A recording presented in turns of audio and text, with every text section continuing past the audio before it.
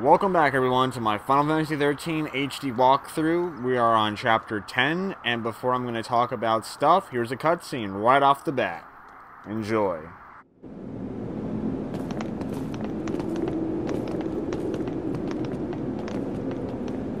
I can't believe we're still in Cocoon. It's kinda creepy.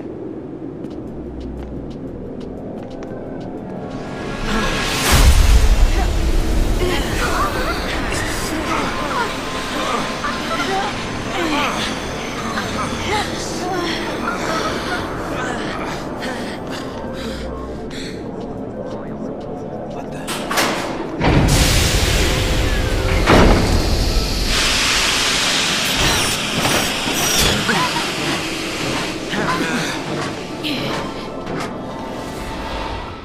So I'm actually recording outside of my house. I'm on my porch. It is nice and cool outside, so it's not that big of a deal. And that's a big fucking moth. I would record inside, but I'm actually gonna hold my mic up to my face because I'm outside. I would record inside, but it is kind of hot. Not to mention my parents are watching the news, and I really don't have any other place to record. So yeah, I'm doing it outside, not that bad. Anyway, we're on Chapter 10. I'm doing single commentary, so just me for the entire chapter, because, I don't know, I do like doing commentary by myself. Dual comm gets kind of tiring after a little while. I mean, Brennan's a great guest, nonetheless, but, I don't know, I kind of felt like Chapter 10 was needed for single commentary, because in the story, this is where we really get to, find out what happens, or, like, the truth. And it's kind of like you slowly stepping back up to the plate, because like in Chapter 7, 8, and 9, it was epic, action, and then we find out at the very end what is going on, and then in Chapter 10 we're kind of back to the beginning of the game essentially, like in terms of like epicness, and we're slowly making our way back up. And then Chapter 11 is going to be epic, and Chapter 12 is going to be epic, Chapter 13 is going to be epic, but Chapter 10 is slowly going up there, so I thought it was needed. Plus, I do like doing single commentary, but nonetheless, Chapter 11, Brandon Goldstein is returning. Oh, by the way, we can now fully upgrade all of our characters to other roles. I'll talk about that after this cutscene. Yes, another cutscene, believe it or not. There's a lot in this game, so anyway, I'll be back in a little bit.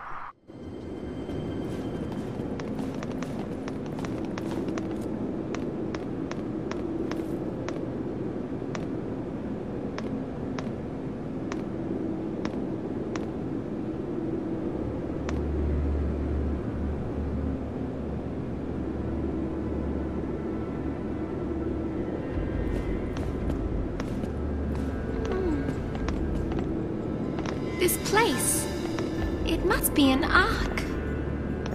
An ark? That's what they called them. Long ago, the Falsi who made their home on Grand Pulse were afraid of invasion from the outside. As part of their battle preparations, they created an army of living weapons, and they stored those weapons in arks. And they hid the arks all over the world. Everyone on Grand Pulse knew the legend. So, this is basically a Pulse armory. Mm-hmm. Most of us never believed in them. A few people tried searching, but they never found a thing. Who'd have thought to look on Cocoon? Right under our noses. Some secret they kept. Those Sanctum guys, what are they up to? The story's not done. There's more. They used to say the arcs had a more practical purpose. Huh. Really? Yeah, to force l'Cie to master their shiny new powers. Huh. Okay, so I get it. Daisley's goal is to forge us into stronger weapons. Right. Not XIII, but monsters all the same. Think of it as training for the fight ahead. Hope's right. Wait, what was that?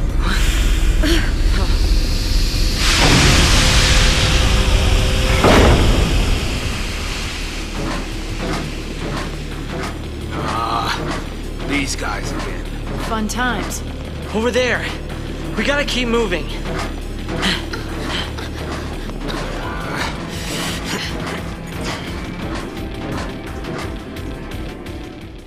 Okay, so now we can fully upgrade to other roles. That means our secondary roles. So since I use Lightning, Hope, and Snow, I need a Saboteur.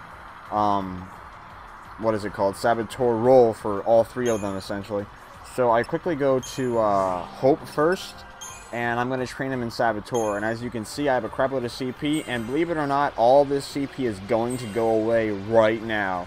Secondary roles are like CP freaking eaters. They eat up your CP like mad. Just look how fast my CP is going down. As you can see, I need like 8,000 for those, 12,000 for that, freaking 12,000 for everyone up here now, and then 15,000, 24. It gets so annoying. But yeah, secondary roles cost a lot of CP, and I'm gonna waste all of it on hopes for Saboteur. Because I really want, I desperately need a Saboteur. I actually looked it up in my strategy guide of Final Fantasy XIII. Excellent strategy guide, by the way. Definitely pick it up. Probably the best strategy guide I ever used for any game. It really works, and they have great tips in there. It's a fantastic book. I got the limited edition. They might still have it. I don't know. It's great, though. In the strategy guide, it says that Hope is actually a really good Saboteur. He's just a little bit better at Synergist. Which is kind of bullshit because he hasn't learned Haste yet. But he's really good at Saboteur. So, I'm going to hold my mic up to my face again. Or at least close to my face. As you can see, all my CP is gone, just like that. So, Hope's a really good Saboteur. Snow is actually also a really good Saboteur. He learns all the, I guess, like secondary debuffs. Which is great because Lightning, I'm also going to train her in Saboteur. She knows all the deadly debuffs. So, it kind of, you know, I put pretty much every single debuff on the enemy. I put the good ones and the slightly not as good, but still good. I kind of like with Synergist, we have like offensive buffs and defensive buffs. So with Snow, he pretty much has the defensive debuffs, and Lightning has the offensive debuffs. So I guess what's another word for offensive buffs? I could say Lightning has the deadly buffs, and Snow has the good, the regular debuffs. And like regular debuffs would be like slow and curse and daze, and Lightning has like poison, defaith, and debrava. And Hope, I believe, Hope is just like Lightning in terms of Saboteur, except his are like twice as powerful. So Lightning has like debrava and defaith and poison. Hope has poisonaga, defaithaga, and debravaga, like all like the really good versions of those. So Hope is pretty much a really powerful Saboteur in terms of deadly ones. Lightning is a good one in terms of deadly ones, and Snow is a good one in terms of the regular ones. I don't know what you call those. But anyway, I actually train Lightning in both Saboteur and Synergist, because when she's a Synergist, she learns Faith, and I think she learns Haste. I don't know. Actually, no, I don't think she learns Haste, but she learns Brava and Faith, which is great. So just now I sped up this part because it was just me for like 3 minutes deciding whether or not to train Lightning in both Synergist and Saboteur, and I ended up doing that. Just took me a while to figure it out, but yeah, now I'm training her in Synergist. And because I fast forwarded those 3 minutes, this video is now like 11 minutes and 35 seconds, which is actually much shorter than my average videos. And I already got all the other videos good to go. They're ready, like in terms of like times. I already cropped them and everything, so I'm not even going to rearrange them. This part's just going to be 11 minutes, you know. So whatever, you know, easier and much faster to get uploaded. So part 74 is probably going to be the shortest part of set 10. Who gives a shit? I don't. Good, well, actually good, because now I get another part up faster. So yeah, anyway, so I'm training Lightning in both Synergist and Saboteur. So Lightning's a really good Saboteur and Synergist. I was surprised in the book. It's like, oh, she's okay, but she's actually pretty damn good in my opinion. In my opinion. So this video is just pretty much me upgrading. Not really much of set 10 going on.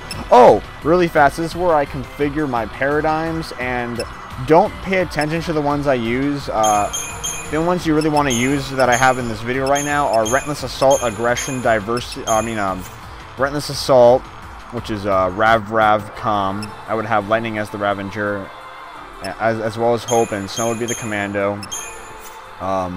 Aggression, Lightning, Snow are Commandos. Hope still the Ravager. Combat Clinic, which is Medic, Sentinel. Sentinel is Snow, and Hope and Lightning are the medics.